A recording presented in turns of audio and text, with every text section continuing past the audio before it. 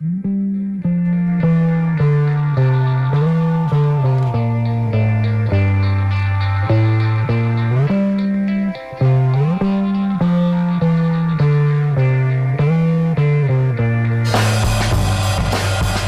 good morning and welcome to The Skinny for Friday, July 17th. I'm Mitch Perry, the senior political reporter for the Florida Phoenix, joined by, as always, my colleague, creative loafing editor-in-chief Ray Roa. Good morning, Ray. Good morning, Mitch. How's it going today? It's going well, and we've got a really great show looking forward to. Also, a programming note coming up a couple weeks from today. Of course, we've been doing a lot of focus on the St. Pete mayoral race. We're going to have Mayor Ken Welch on the show on July 31st, so I want listeners to make sure to tune in for that. Charlie Crist is doing very well in the polls right now. You know, if he gets 50% plus one, this election's over, actually. So, you know, it really, the focus is on this, on the August 18th election. Okay, but let's get to the show because we've got a guest, and I know we don't have her for a lot, you know, until the end of the half hour here. Oh, by the way, so part of the show, we're going to have later in the program, we're going to have Angie Nixon, Democratic State Representative from Jacksonville, who, of course, is running for the Democratic nomination for U.S. Senate here in Florida.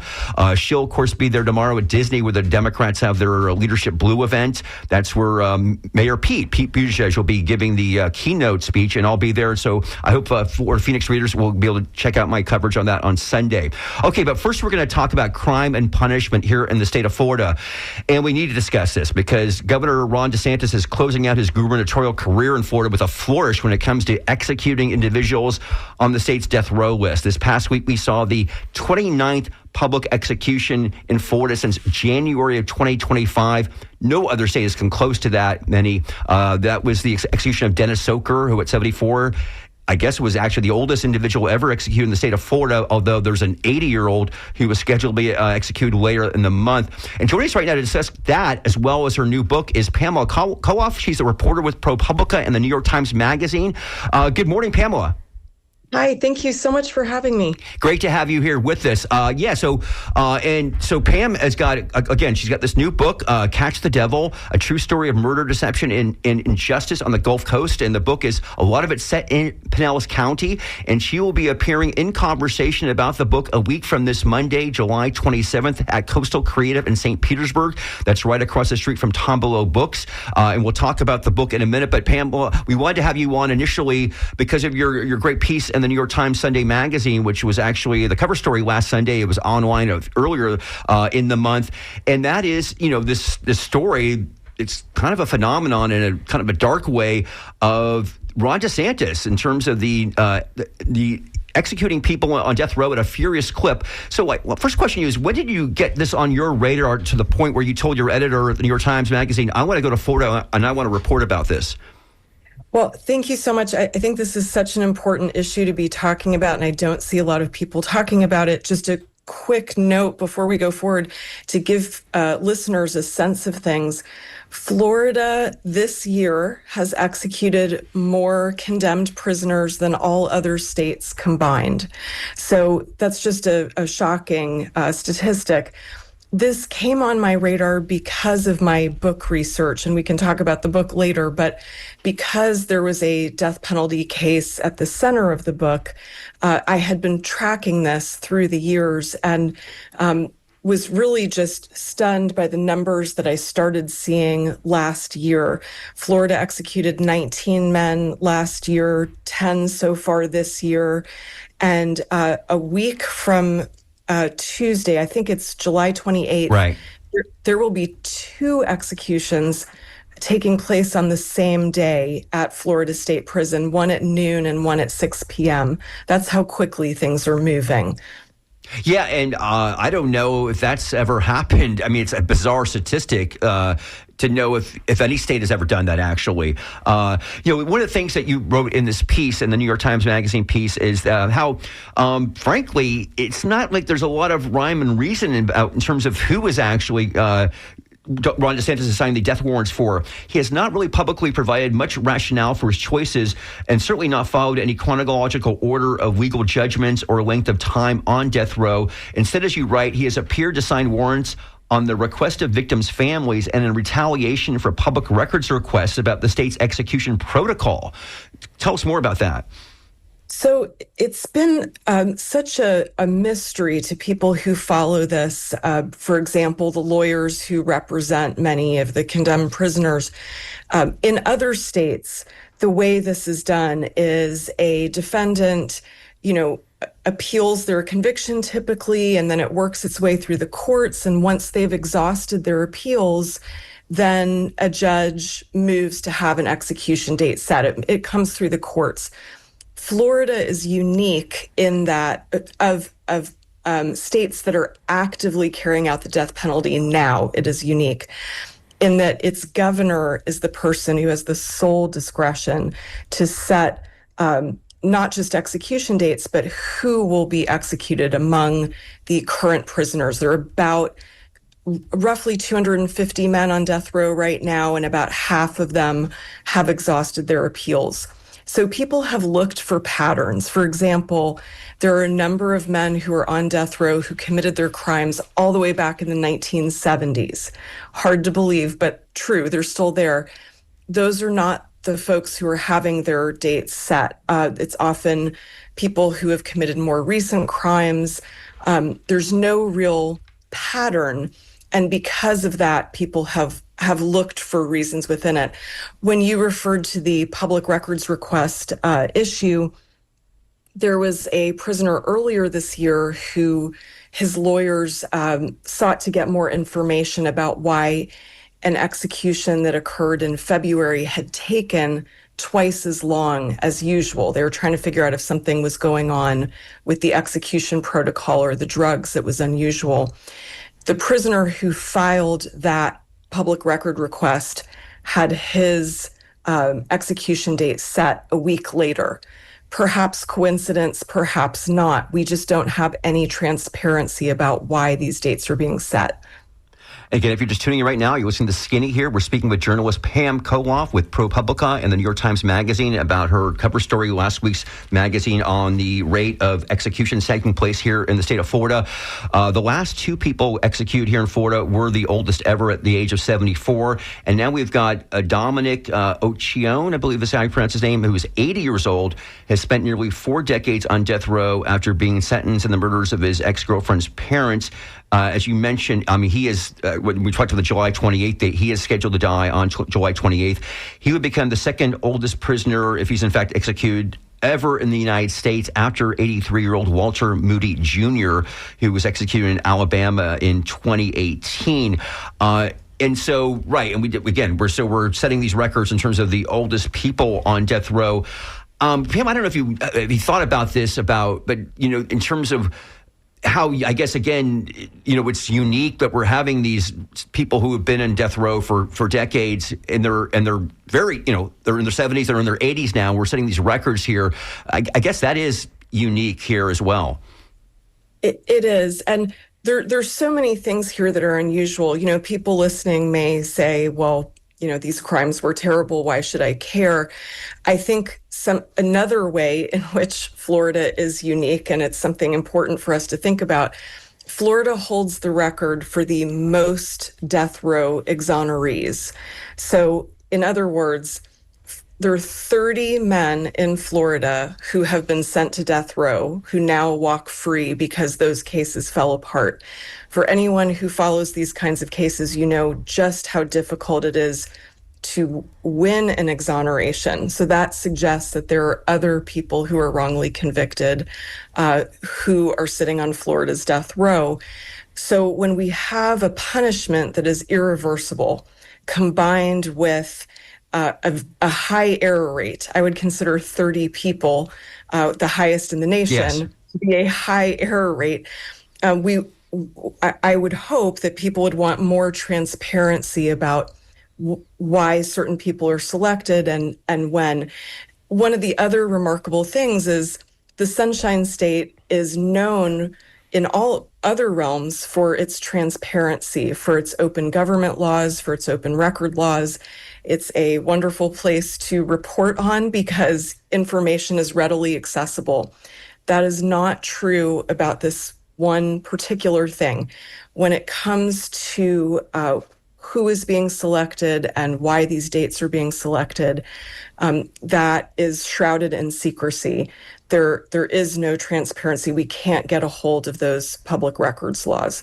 Yes, indeed. Also, we should note Florida is one of only 2 states that still allow non-unanimous jury verdicts. State law now, and we've gone back and forth on this in Florida for the last decade and a half or so. Right now, state law requires only 8 of 12 jurors to agree to impose a sentence of death. This came under pressure. Florida's death penalty statute came under pressure in 2016. There was a series of decisions by the Florida Supreme Court resulting in new sentencing hearings for 145 of, at that time, 386 prisoners then on death row, the majority of which have ended in life sentences. And I believe actually what we for a while there, we did go back to like being with everybody else and having unanimous jury verdicts. And then there was the uproar in 2018 after the Nicholas Cruz, the killer in Parkland, where he did not receive the death penalty because not all the jurors voted for that. Okay, I think right now it's 11:17, so we've got you till 11:30, Pam. So I want to pivot and talk about the new book, of course, which just was published, I believe, this week and is definitely getting a lot of attention right now. So let's talk about the book, Catch the Devil, and it documents how Florida prosecutors relied on a con man as a star witness to secure a conviction and death sentence for a Vietnam veteran by the name of Jim Daly, who, speaking about older people on death row, he is on death row as we speak right now at the age of 80. So let's get into this. I believe you learned about the story, this whole saga, in 2018. Can you tell us how this got on your radar at that time? Yes, thank you. I'm so sorry. Are y'all hearing that echo? Yeah, we're hearing that. Okay. I think maybe it's a microphone on your end, Pamela. Okay, we are definitely having issues there. Sorry. I'll mention that Pamela will be in St. Petersburg next Monday, July 27th. Tom Blow Books always doing these great book talks. This one, I believe, is happening at Coastal Creative at 7 p.m., where she'll be discussing the book with local readers. And I think we have the sound figured out now. Okay. Pamela, you still there? Okay. I think she's trying to figure that out. You know, one thing that was fascinating to me, Mitch, about this work is the word snitch. It is used. Hi, everyone. Oh. Hey, Pam, I want to see, we still have a problem there. What if you could do this? If you can give us a call, we can do the remainder of this interview by a phone. If you can give us a call at 813-239-9663, we have somebody who can pick up that phone immediately and get you on here. Yeah, Anthony will get you on the phone there. Because I don't know if we're going to be able to fix that. We want to definitely keep on talking to you. Yeah. The word snitch, you hear about it, right? It's used, in slang, but this is really what this guy was. And it was fascinating. We were at the history talk for Drunk Tampa History the other day, Mitch. And we talked about some of the mobsters in Tampa. And there were some who never snitched and some who did. And it's fascinating that, who do we believe and who do prosecutors believe when they're trying to get convictions on people? And that was a really interesting facet of this book and this story. And also the injustice, that she points out that's happening here in the Gulf Coast.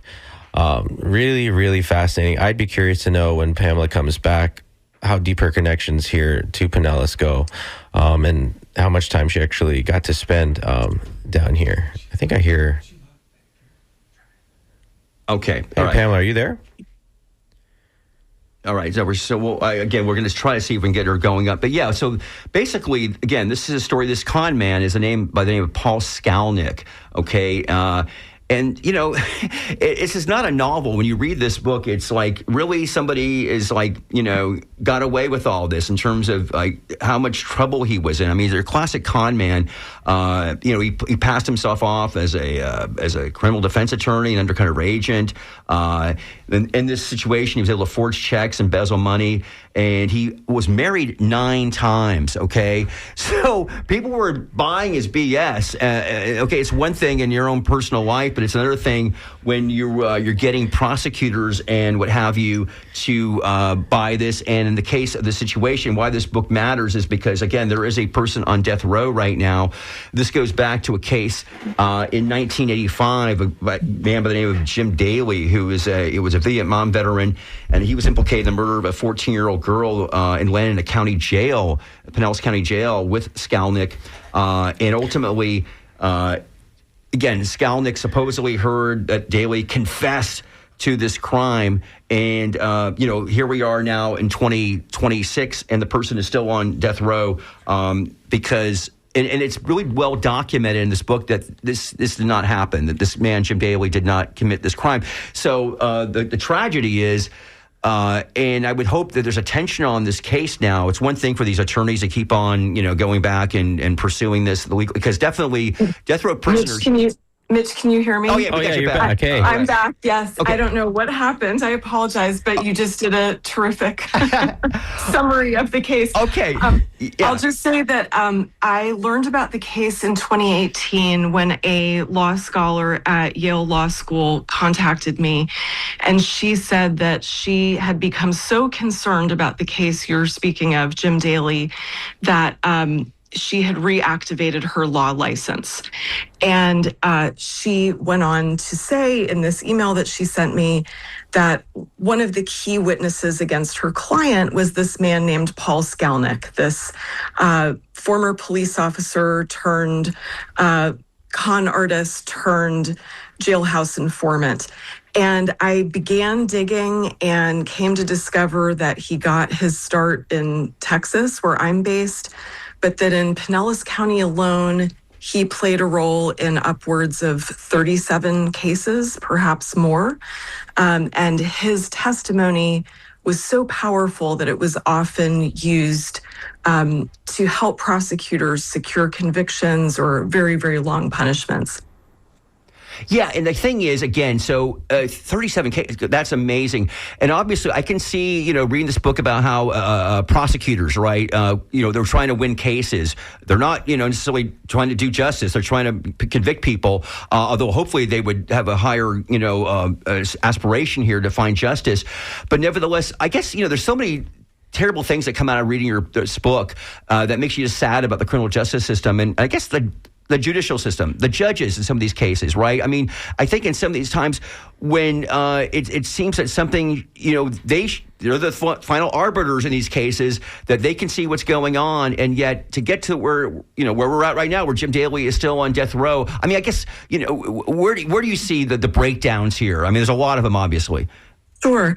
So I think what's hard for people to understand, they might say, well, why would jurors believe a jailhouse informant? Why would they believe someone like Paul Skalnick?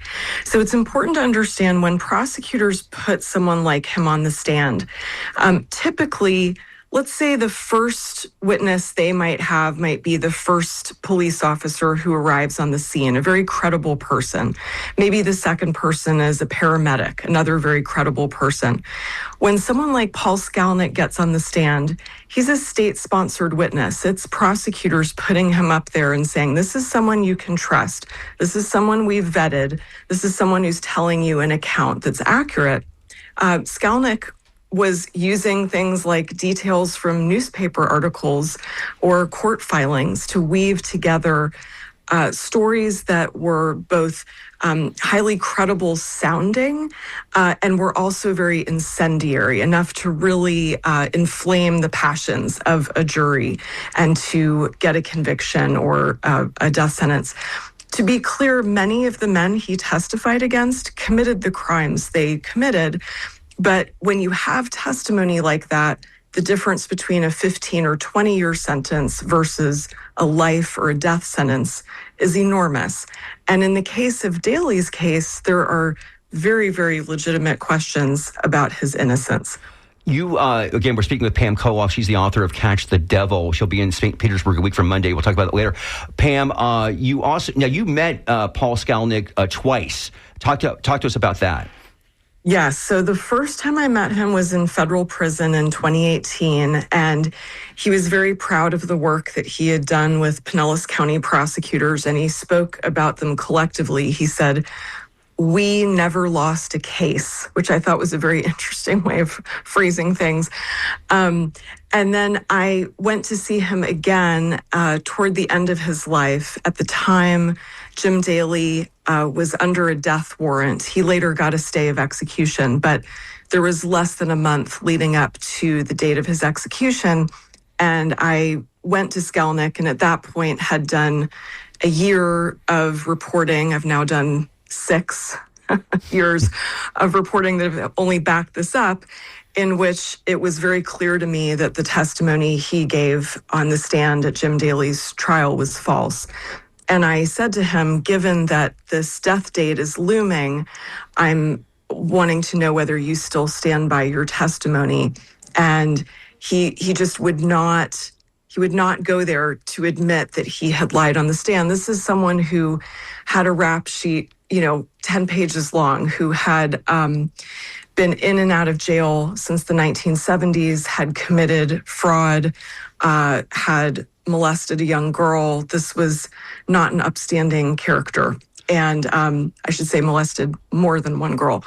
But he just would not go back on that testimony. And once a jury hears that kind of testimony, and again, they're being told this is credible testimony, and they, vote for someone's guilt, it's a very, very hard thing to undo. Appellate courts defer to juries who heard live testimony. And so sometimes errors like this can be compounded as they move through the courts.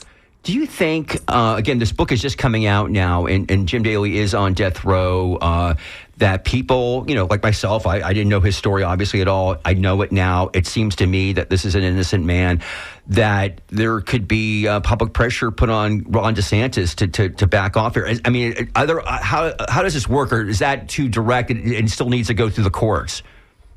Well, I think Jim Daly's case really exemplifies what one legal scholar called a zombie case. What that means is it's from the past. It's from the mid-1980s when cases were tried in a very particular way. There's no forensic evidence against Mr. Daly. There's no physical evidence. There's no motive.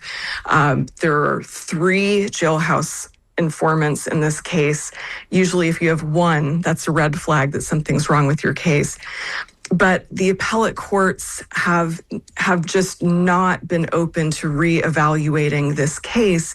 And so it leaves him in this limbo where he, going all the way back to 1987 at trial, the standards that he was tried by, I don't think would be upheld today, but he's stuck in this sort of legal limbo and left on death row. Can you talk to us about, there's obviously voluminous research that you had to conduct to basically tell this as almost like a novel, right? Because the narrative is so set up, like where you have the facts behind you to, paint these scenes of how it all kind of evolves going back to the 1980s here. That's correct. I really wrote this book for people who, they don't have to be fans of true crime or have thought a lot about the criminal justice system. I wrote it in a deeply narrative and immersive and character-driven way. That said, every sentence of this book is backed up by documents and interviews and has been thoroughly fact-checked. It's all true. And to me, that's what draws me to nonfiction is nonfiction is crazier than anything we could make up in fiction. And this story certainly is. Okay, I think we need to leave it there because we need to let you go here. Pam Colloff, she is the author of Catch the Devil. She's going to be in conversation about the book with Pulitzer Prize-winning journalist Gilbert King at Coastal Creative on July 27th. Coastal Creative is right across the street from Tom Below Books. You can learn more about that at tombelowbooks.com. Pamela Colloff, great book. Great to talk to you this morning. Thank you so much for your time. Thank you so much for having me. I really appreciate it. All right. Again, that is Pamela Colloff. She, again, the author of Catch the Devil, a true story of murder, deception, and justice on the Gulf Coast. And Ray, like I said, this is set in Pinellas County. This is the legal world of Pinellas County. Again, there's a lot of, she said there about the juries, right, who don't know, 12 people or whatever, in the jury here, and they hear these like the Paul Skalnicks who come on who apparently are vetted and are powerful witnesses. So you can see in their case, because those jurors are usually they're only going to be in that case for one. They don't know this guy's done like 20 other cases and appeared in all these different court situations. It just boggles the mind. And she just said she's saying some of this stuff could not happen today. This tells you our criminal justice system is still evolving, and it's got a lot of problems, obviously, like a lot of our big institutions and systems in our country. But it's just really profound. And this man, like I said, okay, one more thing I want to say before I'm. It is fascinating to talk to reporters who cover death row and talk to people connected to people sentenced to die, because you're talking about the end of someone's life. You know, we talk about the exonerees and things like that. You just did it last week, Mitch. You talked with a liaison, a death row inmate, who said he would like the governor to watch his. Yeah, Dennis Soker. He wanted DeSantis to show up there. I mean, it's pretty easy to sit back and sign these things. And, whether we all know the death penalty is a very controversial issue. Look, most states aren't doing it anymore, and the ones that still do it, like California legally still does it, they haven't done it in 20 years. So Florida, it's like Florida and Texas. And the book does say, by the way, that back in the 80s, Florida was also doing it was Florida and Texas. They've kind of always been known as the two states that, just do this more often, feel, the support is there from the public to do this. One thing I want to say about James Daly, I went to a different website, nothing to do with this book. That I just it talks about death row people, and it says, since his conviction in '87, James Daly has maintained his innocence. There is no eyewitness, physical, or forensic evidence to convict him. Daly was sentenced to death solely based on the testimony of Paul Skalnick, a known jailhouse informant. Skalnick served as a witness in 35 cases, sent dozens of people to prison and 3 to death row. His co-defendant, Daly's co-defendant, Jack Piercy, signed a declaration in December of 2019 declaring that he alone had committed the murder. He wrote, James Daly had nothing to do with the murder of Shelley Baggio.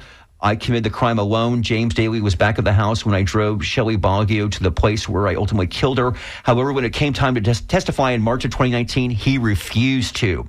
That's why Daly is still in death row. Daly received a stay of execution, but any date now, Ron DeSantis can sign that. Okay, we are going to move on now. I believe we've got on the line right now Democratic Senate candidate Angie Nixon. Is that correct? Angie, are you there?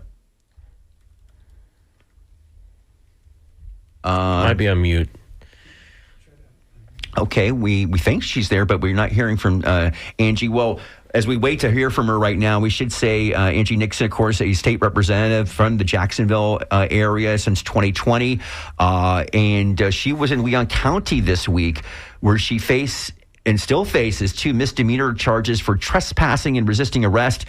This came after she was arrested in May during a sit-in at Governor DeSantis' office as part of a protest against the redistricting congressional map that was drawn up by the governor's office and approved by the GOP-controlled legislature.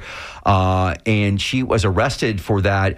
And also, I guess the same day, she was also reprimanded by incoming House Speaker Sam Garrison for breaking decorum when I think some of us, our listeners might have seen this, where she pulled out a bullhorn on the House floor during the redistricting vote, protesting about that. Yeah. Okay. And it is interesting because Angie Nixon does get a lot of attention for that, but when you talk with folks on the street, they want somebody to speak up for them, and Angie Nixon is the one who has made herself kind of known and seen as she is doing that. She had a jury trial scheduled for the week of September 21st. And if our listeners don't remember, these new maps could help Republicans pick up seats in Florida and ultimately retain control of the U.S. House in the midterm election. So she's running to be the Democratic nominee for Senate. She had her sit-in, was arrested, as you mentioned, Mitch, and reprimanded by the Rules and Ethics Committee for that protest. So it'll be interesting to see what happens with Representative Nixon and how she's feeling about this race. I think she's going to pop back on here soon. Yeah, by the way, let's talk about that for a second as we wait for her again. And if you're just tuning in right now, you're listening to Skinny here on WMNF 88.5 FM. I'm Mitch Perry with Ray Roa. We're waiting to talk to Angie Nixon, Democratic state rep from Jacksonville, who's running for the Democratic nomination for U.S. Senate. And I want to talk about it for a moment, though, about the protests about the congressional redistricting and talk about that. Interesting. There was a poll this week from St. Pete Polls, which, I love Matt Farrell. Sometimes the polling has been great in recent years on some elections, but nevertheless, on this, okay. And so, but anyway, the poll, Kathy Castor's seat right here in Tampa, yes, right, we know has been, it's been drawn up in a way that makes her an underdog. I mean, on paper, I think it's a plus 10 seat now, Trump seat. And so, but the poll showed, Ray, that she's leading against the proposed Republicans. That's right. And I should mention, if Angie Nixon is there, she'll need to log back in to the Zoom there, if we can hear her. And she is she is running against U.S. Army Lieutenant Colonel Alex Vindman, who obviously became famous because of his role in President Donald Trump's first impeachment trial. So, Representative Nixon, if you're there logging in, please let us know. We're waiting to get you in. Yeah, we are. This has been a crazy show today. It's been a crazy show. It was interesting because Nixon, and I'm sure we'll talk about this when she comes on, Mitch, she's pretty proud of the fact that she hasn't found backing from the mainstream national party here. And she had a pretty forceful quote. I'm not an establishment pig. I'm a pig for the people and the hardworking families here in the state of Florida. I did not hear see that comment. I want to be even more clear. Republicans are a problem, but corporate Democrats are a problem as well. Okay, Angie, do we have you right now? Don't have her yet. Not yet. Okay. All right. Okay. Oh, yeah, there she is. There we go. Rep Nixon, how are you? I'm sorry. I'm on the road and traveling, and that's what you do when you're running for U.S. Senate and you're representing people in Florida. Okay, so Angie, let's get to this because we had a lot to ask you about here, and we mentioned the fact that you were in court this week. Now, this also comes, and you also got reprimanded by incoming Speaker Garrison about breaking up that bullhorn. But we learned this week about another member of the Florida House, and that was Miami-Dade County Republican Fabian Basabe, who was found guilty this week by a Leon County jury of sexual harassment, battery, and defamation in a case brought against him by his former legislative aide, the aide's mother, and a former legislative intern. So far, we have not heard anything from Sam Garrison on this. What's your thoughts? It just shows you that there's been a concerted attack on going against the people who challenge them at all costs. They want me to be quiet. I mean, I remember the first year I came in office, I got to office, I talked to House leadership and I asked them how I could be successful. They told me I need to be an advocate or I can bring money home. And I didn't understand what they meant at the time, but he told me, I need to shut up. One of their leadership members of their leadership told me I need to shut up and bring money home, or if I keep talking and advocating and calling them out on the House floor, that they would, basically blackball me. And that's what they did. So you are, as Ray mentioned, you're running against Alex Vindman for the U.S. Senate seat here to run against Ashley Moody in November.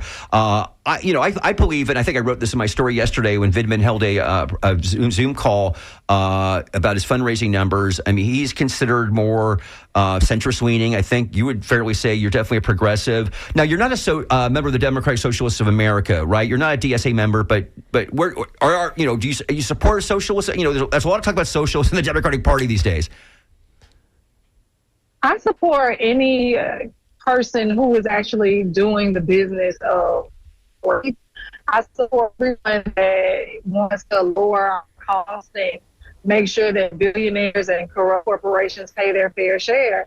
And unfortunately, there's a lot of corporate Democrats that are in our party that are leadership, and that is the way in which they are operating, and they're not pushing back. Like they're not fighting hard enough, but you are taking some of the same money from these that the Republicans are taking. And so we need to make sure that we are pushing legislation, expand the care. We're kind of losing you there, Angie, back and forth there. I'm sorry. Yeah, no, I know. I'm sorry. But yeah, we're trying to push to make sure that we have things like universal child care and Medicare for all.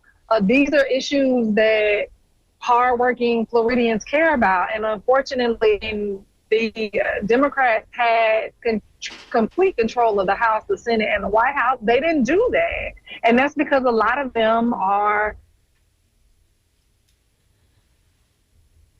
Wish we had that one, huh? What are they? We do not know. Okay. All right, Angie, I'm going to I'm going to ask. I think you dropped out because I think again, Representative Nixon. So, you might be coming back. Oh, there you are. No, we're going to say about the Democrats. But no. Yeah, you were saying what were you saying about the Democrats? Yeah, the Democrats, corporate Democrats, those establishment Democrats, they when they control the House, the Senate, as well as the White House. Unfortunately, they not passed Medicare for all. They didn't pass universal child care. They didn't do a lot of things, and that's because they are beholden to the same Republican interests, right? They take money from the same people, and it's not all Democrats, but a lot of them are in leadership. And right now, people are sick and tired of it, and they want someone that they know is going to fight for them and actually look out for hardworking people. Again, we're talking right now to Angie Nixon, Democratic rep from Jacksonville, running for the Democratic nomination for U.S. Senate here in the state of Florida. Going back on this for one moment before we go forward, when Joe Biden was president, things had changed in the Democratic Party in terms of maybe where this country was at, where I heard some people, Democrats, criticize Barack Obama, and they said he should have gone further on certain things. How do you look back at the Obama presidency? No, he did good, but again, we have to stop acting as though some of these Republicans in leadership are good adversaries. They're not. A good adversary would mean they're acting in good faith. And right now we have Republicans in leadership that have been in leadership for a while that are actually trying to destroy our communities. They never compromise with us. And so Democrats need to realize that when we are in power, when we control everything, we don't need to be compromising. And Okay, we're again losing. Angie, I'm going to suggest that, I know you might come back here in a second. I'm going to the phone number here because that won't. Yeah, Mitch is going to text you the phone number if you can. Yeah, because we keep on going in and out. It's just really kind of frustrating, I think, for our listeners. So maybe we can do that. I wanted, when we. So sorry. But yes, Okay. Back to Barack Obama. What I was saying was we need to realize that when we're in leadership, we need to not be compromising. When we control everything, we need to make sure that we push things through, because we're looking out the Democratic Party, our values are the party of working families. And unfortunately, again, some of the corporations, right, the people are beholden, some of these corporate Democrats are beholden to these corporations. But I feel like for President Obama's administration, even Joe Biden's, when we had the opportunity to push things through, we should have. And it was just a wasted opportunity. So one of the things I want to ask you about is the current. I think it separates you from Alex Vidman is the issue of Israel, right? Which has really become a flashpoint in the Democratic Party this year. There was a big vote in the House of Representatives a couple days ago to end funding for Israel. That vote lost, but more than 100 Democrats in the House voted for it. I think all the Democrats, other than Maxwell Frost in Florida, voted against it. I believe you. What would you have done if you were in Congress for that vote? So actually, before they even had that vote, I let people know, and I posted it on social media that I would have voted in support of that, because I just believe that we cannot continue to send money to countries that are violating international law, that are violating human rights, that are actively destroying communities of people. And that, throughout my entire adult career, I have fought for the safety and the well-being and the humanity of all people. And me stating this does not make me anti-Semitic at all. Right. I also called for, I'm sorry, Angie, I don't mean to interrupt, but yes, because I'm glad you just brought that up, because I think some of our listeners might know this, some of them might not, that there was a very controversial vote in the Florida House of Representatives 3 years ago, right after, I guess about a month after the October 7th Hamas attack on Israel, and the House was in session, and you proposed a resolution calling for an immediate ceasefire, de-escalation, release of the Israeli hostages, and humanitarian assistance to Gaza. This is when feelings are pretty raw, because again the incident had just happened a month earlier, and the resolution went down to defeat 104-2, and it was a really rough moment for you on the floor and some of your fellow Democrats, I think, turned their back to you. I know at that time there was accusations of anti-Semitism going on there. Tell us about that moment, if you could, and how you dealt with that. Yeah, I mean, that was a very hard moment for me. I received, death threats. People were upset. And it was very lonely for me. Only one person voted in support of that resolution. And it was tough. But, again, as I stated earlier, I've always and will continue to advocate for the safety and well-being and humanity of all people. And Palestinians were losing their lives at record high rates.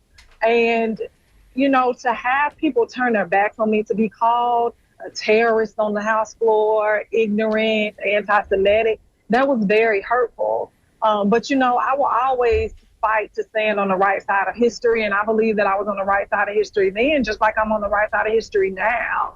And if you look at the polling, the majority of Americans feel what's happening over in the Middle East right now is absolutely wrong. And so, again, I was on the right side of history. I was a little bit before everyone else, but I'm happy that I stood up when I did.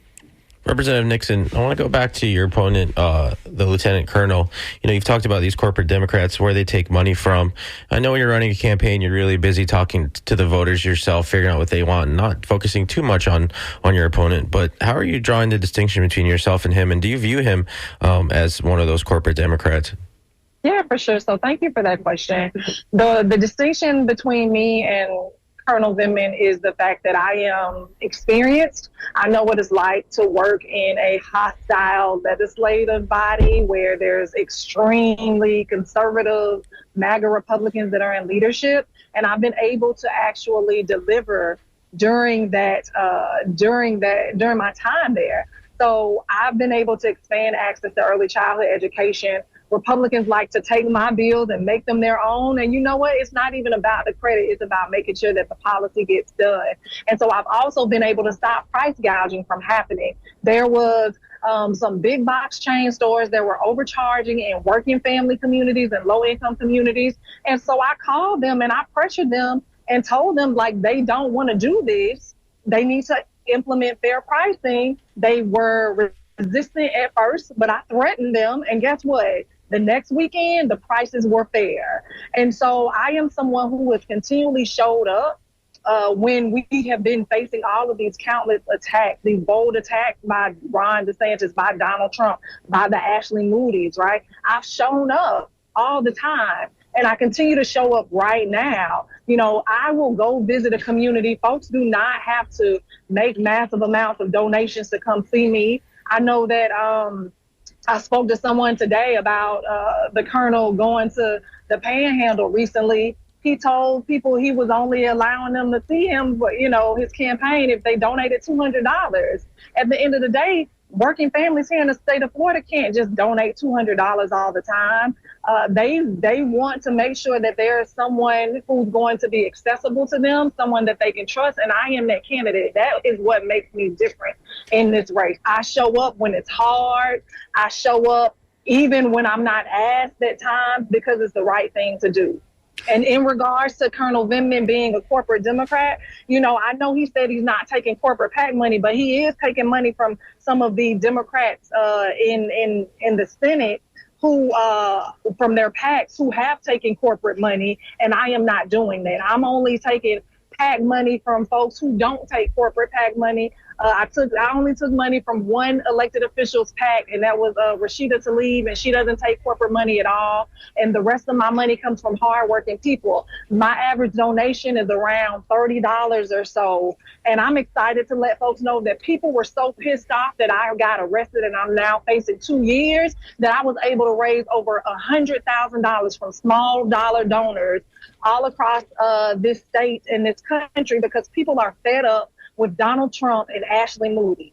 Wow. So you raised $100,000. How recent was that? I mean, how quickly that happened? Within the past 48 hours. Oh my gosh. Really interesting. Again, if you're just tuning in right now, we're speaking to Angie Nixon. She's a Democrat representative from Jacksonville, state rep, running for U.S. Senate here in Florida. Angie Nixon, what about the minimum wage? You know, in Florida, we passed a constitutional amendment, I think it was in 2020. Ultimately, it's raised to $15, which will be later this year, and that's going to be it. It's not going any further than that. Other people, Democrats running around the country, are talking about raising that. Of course, we know in the federal government hasn't raised it since, I think, 2007 or something like that. It's at $7.25 an hour. What would you say would be a good rate to raise the minimum wage to right now?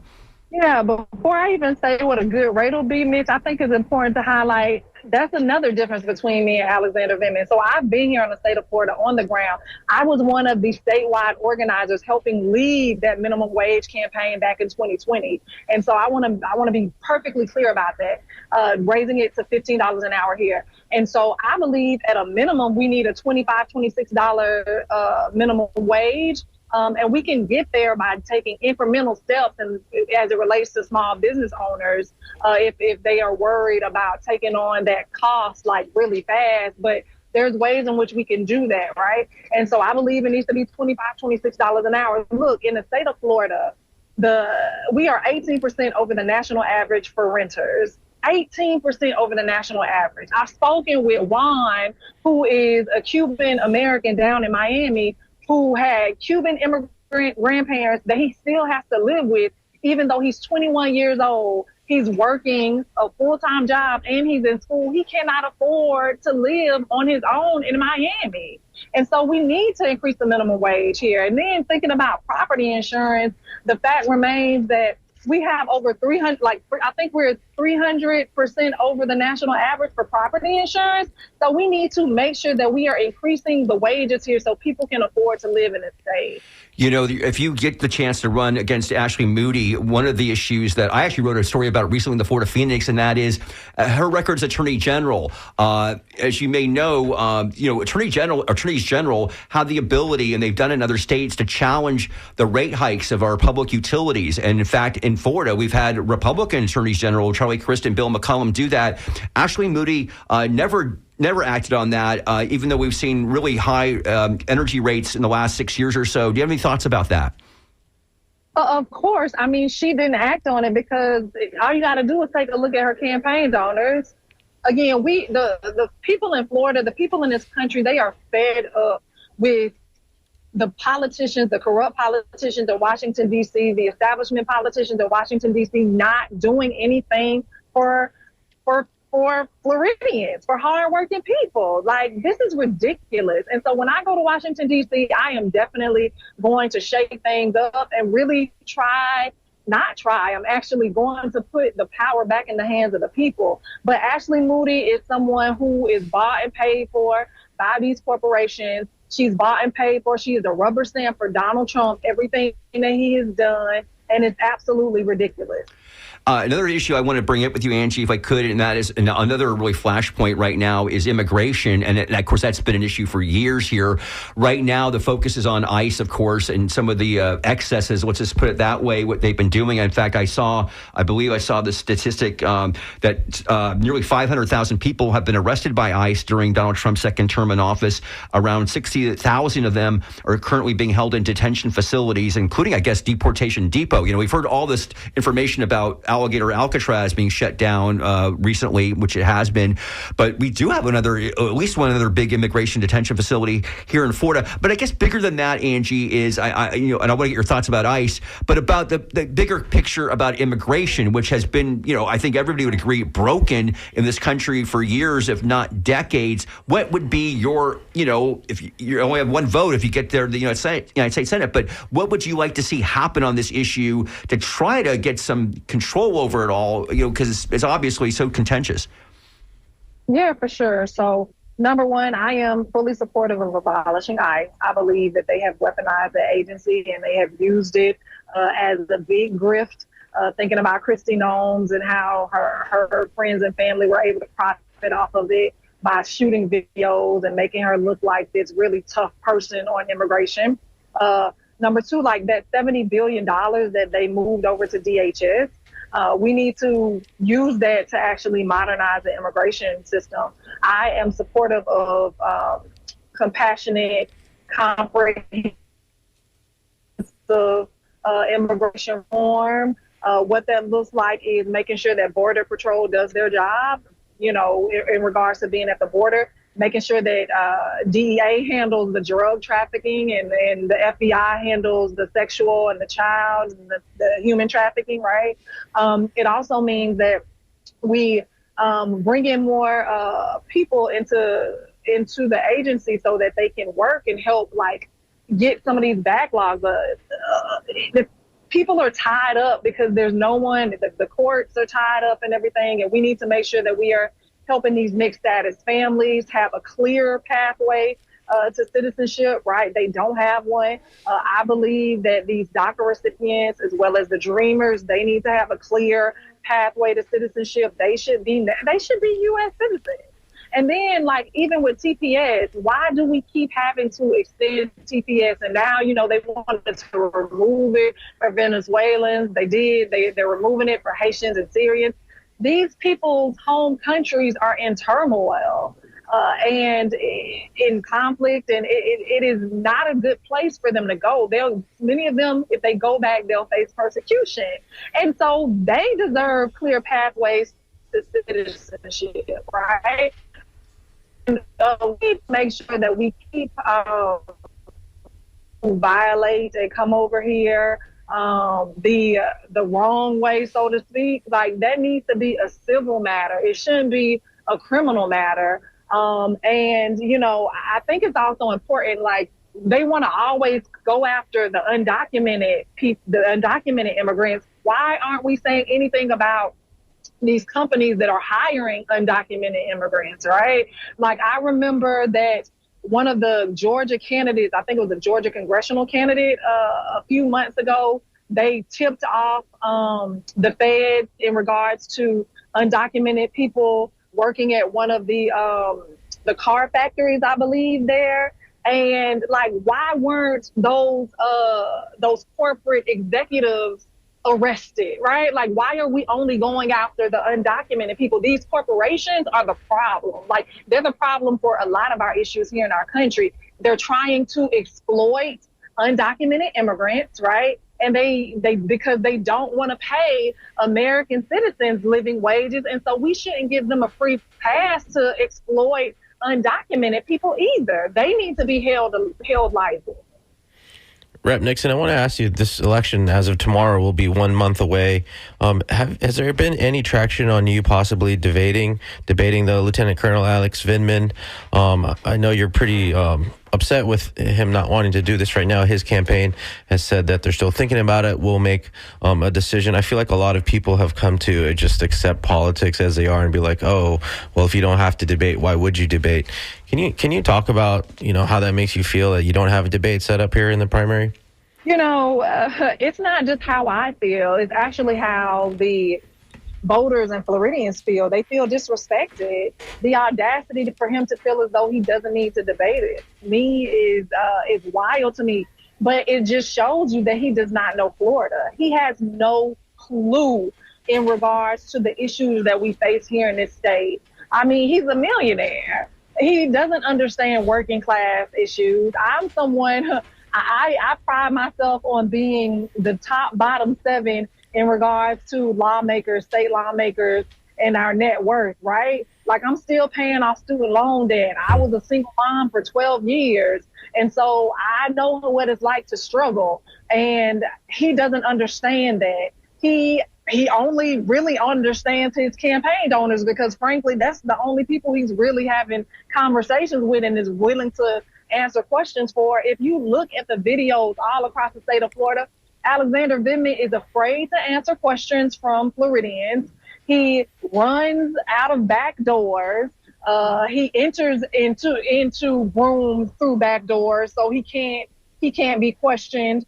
And it's just ridiculous. But I am here publicly letting folks know that I am calling for a debate on July 30th, and I'm going to Alex Vindman. We are going to host a debate.